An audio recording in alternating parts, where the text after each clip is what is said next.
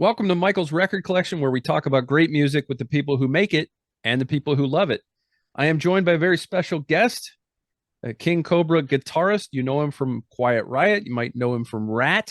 If you go far enough back, you might know him from Snow. He's also been with Three Legged Dog. Carlos Cavazo, how you doing, man? Pretty good. Pretty Uh, good. King Kobra coming out with a new album. We Are Warriors, the sixth studio album, first since 2013.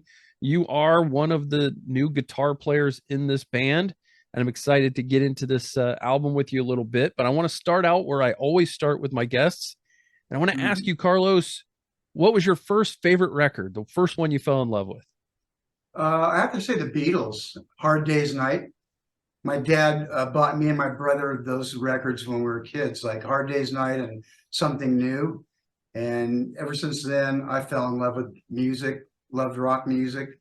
They definitely sold me on it for sure. Yeah.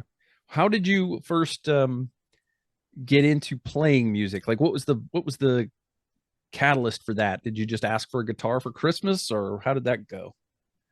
Actually, I did.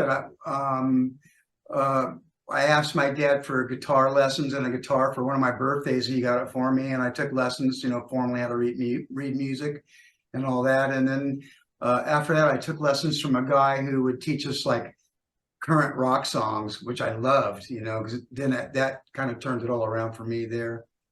Yeah, you get to apply what you're learning to what you love already. So that's a Right, cool way to exactly. do it. I know a lot of people gave up on guitar lessons because it was too boring for them, but they made It can be if you yeah. do it. It can be some parts of it. Well, I'm glad they made it fun for you because you've gone on Mhm. to do pretty well for yourself with it. Thanks so much. Thank you. Tell me a little bit about the formation of Snow, going from starting out in a band, Snow, and then getting out and going on to the Sunset Strip and playing with all those legendary other bands that kind of came out during that same time. Right. Well, Snow was formed actually in Orange County, Newport Beach. Me and my brother and Doug Ellison, our singer, and we moved up to LA, actually Arcadia. And then that's where we met up with Steve Quadros, the drummer. And I think we first started playing out the LA club scene late 78, I believe November 78, something like that. Mhm. And I became friends over the years with a lot of the bands that we know of today, Dawkins and the Motley Crue guys and uh, uh, Great White, who used to be Dante Fox. And, Mhm. God, everybody, I met a lot of people. Thank God they're all really cool people too. And hanging out on the strip back then in the late 70s was a trip. It was like, you know, people were going crazy in the clubs, doing drugs right on the open. And it was pretty nutty. It was quite a bit taken. Yeah. Um, is that how you ended up in Quiet Riot? Those guys just knew you from playing the strip? You're right, actually. Snow used to do shows with Quiet Riot, and I had the opportunity of meeting Randy Rhoads a couple of times, and he was an awesome guy. Mm. And also met Kevin and became friends with Kevin as well. And even Rudy was then in the band back then. Uh, and After those guys left Quiet Riot, Kevin had his own band called Dubrow for a while. Mhm. And then Snow happened to break up, and Kevin gave me a call. And I came down and worked with him for a while, and we wrote some songs. And, luckily got a record deal off of it. And the rest is history. So I have to ask you this: how hard is it to play guitar when you're riding on the shoulders of your lead singer? Oh yeah, you saw that. It's not easy, but you just trying to think of it. Thank God he was strong enough to pick me up, but we had a little routine. I would jump up at the same time as he would lift me, so it wouldn't be so heavy on his shoulders. And he was a strong guy. Kevin was a big, strong guy, and he would be able to carry me. And to do it today, obviously he's not around, but even if he was, I don't think we could do it. But I remember one of the worst moments was when I was on his shoulders at the US festival. My guitar cord was shorting out. We didn't have wirelesses back then, Mm. and my guitar cord started shorting out while I was playing. I had to mess with it a little bit, and it came back on. Thank God, I was saved.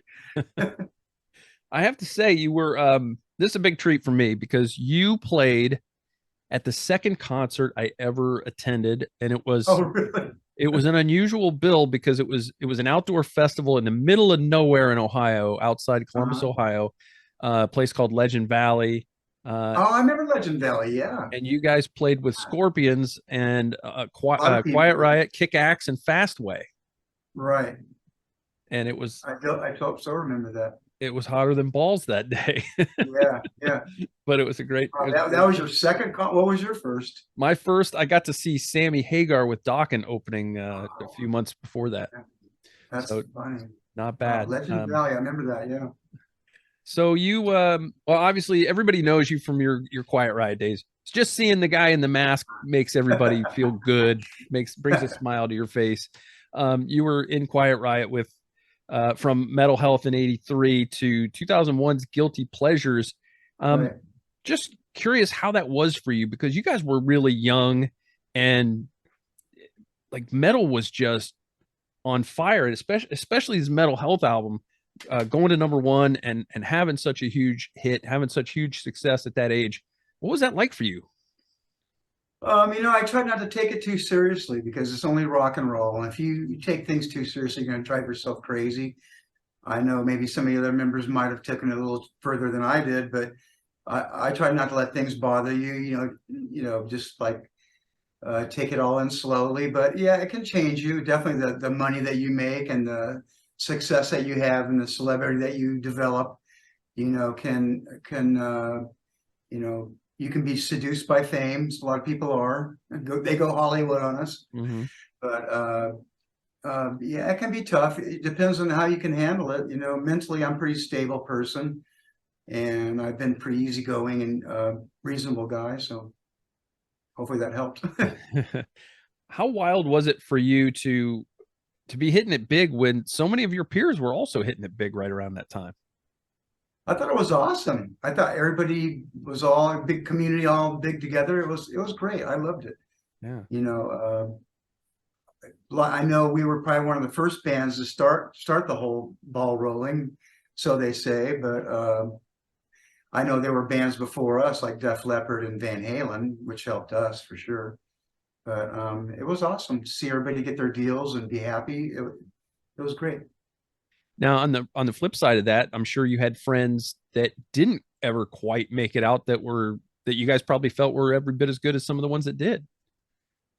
Of course, there's always so many talented people out there that never get their big break. It's all about songs, really. You got to have the right song, and have the right magic with the band. And it's a lot of it's like I said it before, it's like hitting the lottery. It's a lot of little things got to be in place and right place at the right time. It's a weird game. It really is. Yeah. So, question for you, and I don't want to. I'm definitely not someone who courts controversy, or I want to just promote the music because that's kind of what it's all about for me. But what was the reason that you weren't involved in the 2006 Rehab album when the band reformed? Well, I left the band in 2003, and the reason being was we had some shows scheduled, and then Kevin was a no-show basically. And after a couple of those, me and Rudy both just left the band. Mm-hmm. I just like they kind of screwed me around a little bit, to be honest with you. And after that, I was like kind of over this and over these people, over this band. And I just vowed to myself, I'm never going to do anything with them again. I just closed that chapter in my life and moved on. Yeah. And I never looked back, to be honest with you. I was just But curious because from everything I'd kind of read and heard, it just seemed like the real tensions in the band were between Kevin and Rudy. But obviously there there was was. some tension between them two. There Yeah. was, and me too. I mean, Kevin and Frankie were very hard-headed people. They were, a personality kind of people, Mm. and they were hard to deal with. Rudy's an easygoing person. He's easy to get along with, but the other guys not so much. And I hate to say it, but like their bad behavior kind of made for a hostile work environment and kind of led to counterproductivity, and it ultimately destroyed the band. It really did. I hate to say it, but I wish it hadn't. Yeah. But that was probably a lot of what happened. Well, you were definitely not the only band to go through stuff like that. Of course, it happens with every band, I've said this before in interviews, it's like a marriage. You know, some marriages are fruitful and continue on and are great, and some marriages end, and when they end, sometimes they end in a bitter divorce, and sometimes they end amicably. You know, it depends. It's very much like that. Yeah.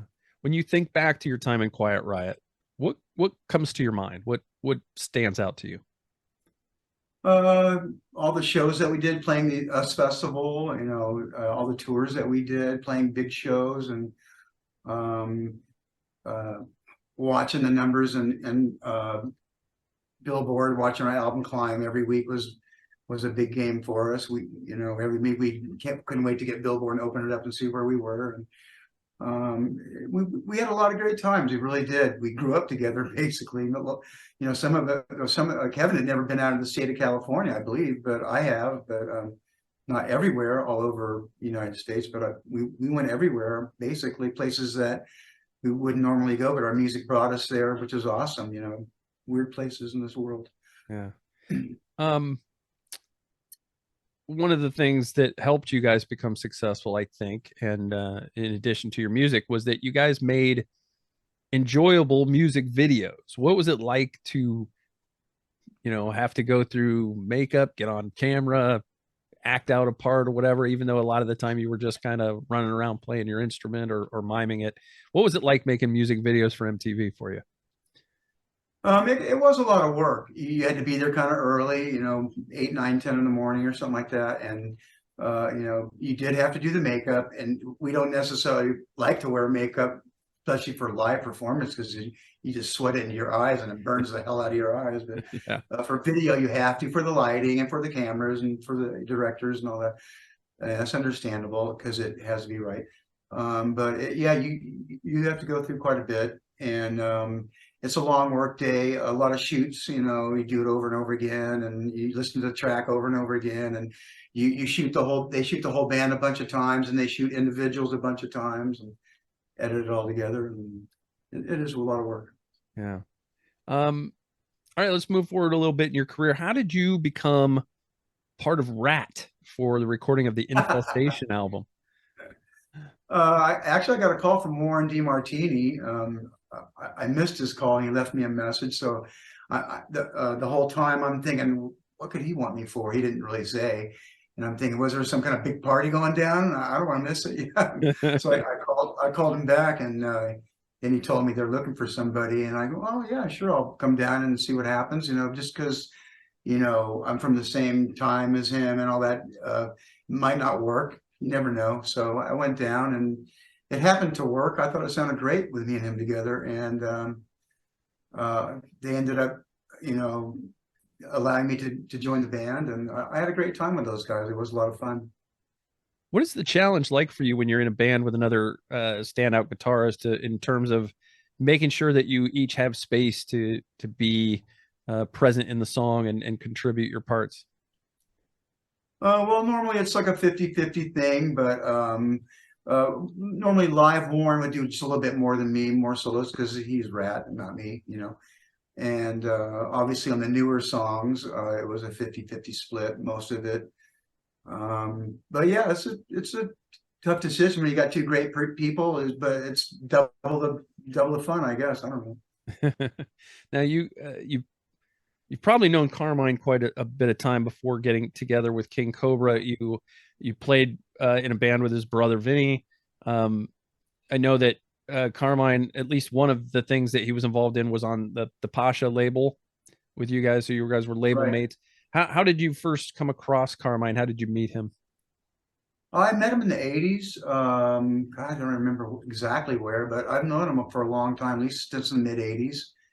And I've done a lot of projects with him. Never an album with him, but a lot of live shows. And I'm not sure if I ever did a studio recording with him. I think Probably you were not. both on. Were you both on Hearing Aid?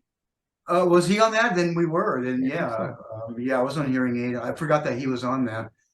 Oh, Vinny was too. I know Vinny was. Mm.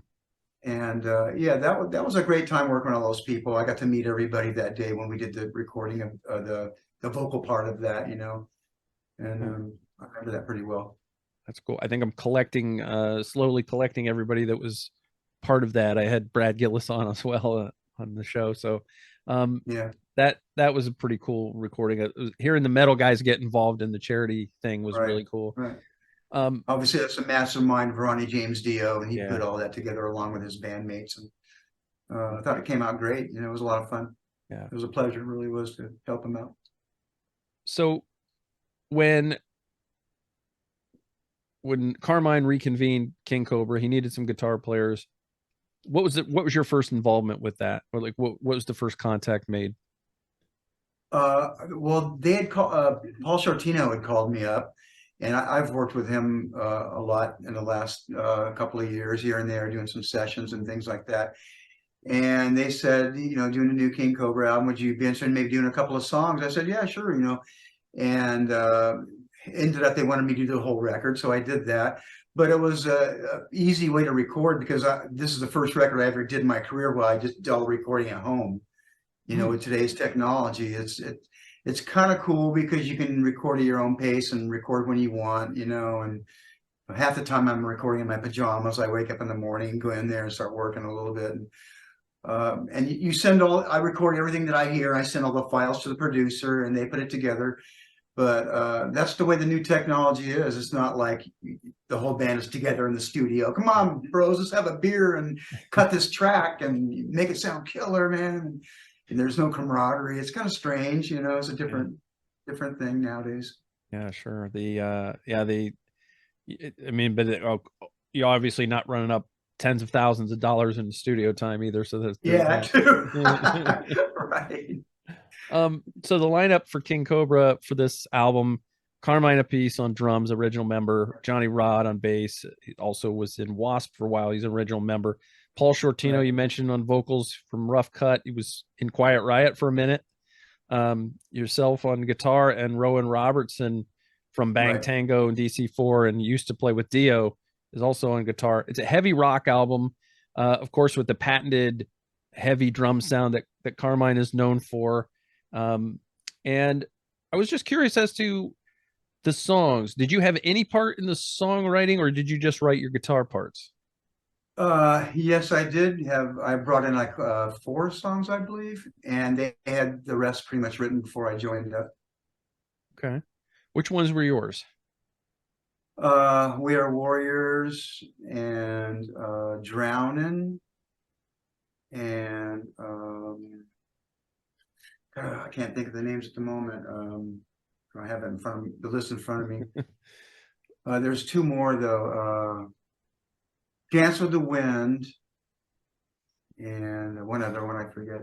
Okay. For The sure, three, maybe four, something like that.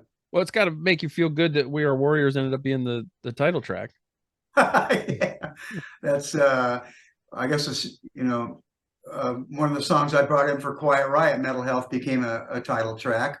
Yeah. One of the songs I brought in for Ratt became a title track. One of the songs I wrote for King Kobra became a title. I guess I'm doing for some good, There you something go. right. I don't know. Yeah, I would I say wrote the music though. Paul wrote the lyrics. I wrote the music, okay. so I can't And take credit for the lyrics. so, and a lot of times they just would tell you put your solo here, and you would put your solo there. Or Yeah, and well, I would just put a bunch of solos everywhere. I'd go overboard, and they would use them where they want. hmm, But with today's technology, they can slide them around in different places, you know, not like it used to be. But yeah, I think maybe one or two songs the producer took apart and moved it around to where he thought was cool, and it didn't sound great. So I didn't say nothing, you yeah. So know. you can just cut and paste now. So that makes Oh things yeah, easier. it's a whole different world now. All right. One of the more interesting songs that you did on this album did a cover of the old Everly Brothers song, made popular by Nazareth, "Love Hurts," and it Right. sounds great. How did you guys land Thank on you. that particular cover? I don't know. That was Carmine and Paul's idea, probably because Paul has the perfect voice for that kind of a song, and they had it recorded before I added all my stuff. And the middle solo was Rowan, and the ending solo was me. And most of the rhythm guitar parts, the clean parts for Rowan, distorted parts for me. And I think Rowan might have done some distorted parts, but it was a pretty neat recording. It was came out good. How long did it take you guys to make this record? Went off and on for about a year, you know, sending files back and forth and all that. It took a little bit. We could have gotten it done a lot sooner, but the holidays happened and things like that, and stalled us up a little bit. Well, it's cool. It's coming out on CD, but also coming out on a really cool vinyl, which is nice. I mean, you you're like me. You've been around since vinyl was popular, Right. then it went away, and now it's back 8 again. tracks and CDs. What do you make Eight of the vinyl revival? I like it. That's cool. I got 2 turntables around the house, so they're kind of neat. I like it. The different technology. Yeah, for sure. Do you guys have plans to get out on the road as a band? We're talking about it. Hopefully it'll happen. I don't think we would go out there and do some long, drawn out thing, but we would like to do maybe some festivals, like maybe Rocklahoma, M3 festivals, stuff like that. I don't know. That'd be fun. Yeah, I know. I would go out there, I guess, and do some shows. It would be fun. Sometimes I kind of think I don't want to do it anymore, and for a while I don't even really want to be in a band anymore. I've told King Kobra, and also I have to say that I worked with the Freak Show, the band Freak Show.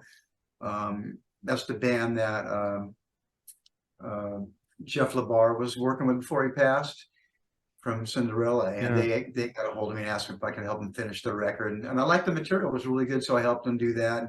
But I told them I don't know if I want to tour or even be in a band, so I did the recordings, but who knows what will become of that either. But yeah.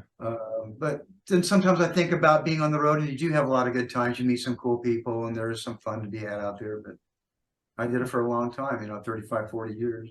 Yeah, sure did. I know Carmine from having him on the show. He likes to do those, like go to a location and do like 3 or 4 shows in that area, like Right, right. over a few days, and then everybody can Sure. go home and relax and that kind of thing. That's what you do, yeah. Fly ups. Yeah. So you mentioned that you had some doubts about wanting to be in a band again. What are you doing with your time these days other than that? Not a lot. I still write. I like writing with people and recording with people, and I'll do that. But just I haven't done any touring since 2017 when Ratt kind of split up. I left the band, and that was at the end of 2017. I've been sitting around the house since then, and I just goof around the house and hang out with my wife and my pets, and that's about it. Yeah. It's not ready to get rid of you. Why don't you go out on the road, Carlos? So this song, there's 10 songs on the vinyl. There's 2 songs that are only on the CD because of length, obviously. When someone brings this album home or buys it, gets it online, and they mail it to them or whatever, and they put it on, they listen to it. What do you kind of hope that they take away from that experience? Well, I hope they maybe get the feel that we had in the 80s. That's what a lot of the songs have, that 80s kind of feel, and that's what we're about. We're an 80s band. A lot of the lyrics are about how, especially We're Warriors, is how we partied in the 80s, going to the Rainbow at night, hanging out with all the bands and getting into trouble, hanging out with the strippers and doing the drugs and this and that and the other thing. And I'm not condoning drug use. It's not a cool thing, but that's what we were doing back then. And we wrote songs about partying in those days. That's basically what it is. Yeah, we all have our pasts. Right. Exactly. I was curious, did you get to see the Quiet Riot documentary that Frankie made? Now You're Here, There's No Way Back. Did you get a chance to see that? I haven't seen it. I don't really care to see it. It's like the whole thing is just Frankie's point of view. It was basically a film by him, for him, to him. Mm-hmm. There's no point of view of Kevin because he wasn't around, and I'm not there. So I'm sure Rudy was there, but I was out of the band at that time. And when I left the band, I didn't want to do anything for the band anymore. I was done. I moved on. I vowed to myself I wouldn't do any more interviews about that band, or anything. I'll talk about them if the interview's for me, but I'm not going to go out of my way to do something for them. I'm not in the band no more. Yeah. That's understandable. Yeah, it's part of your past. It's right. It was a chapter, and you moved on to other chapters. I moved on. Yeah, I did. Carlos, this has been fantastic for me. A real treat to talk to you about this. I hope this King Kobra record does well for you guys. It's very enjoyable. If anybody that likes 80s rock should be able to get into this with no problem at all. It doesn't sound like the 80s production, but it does sound like the style. And I think it's been one of my favorite records, favorite heavy rock records to come out so far this year. So I really hope it does well for you. And thank you so much for your time. I really appreciate it. Well, thank you for having me on your show, Mike. Appreciate it a lot. And we'll do something again in the future.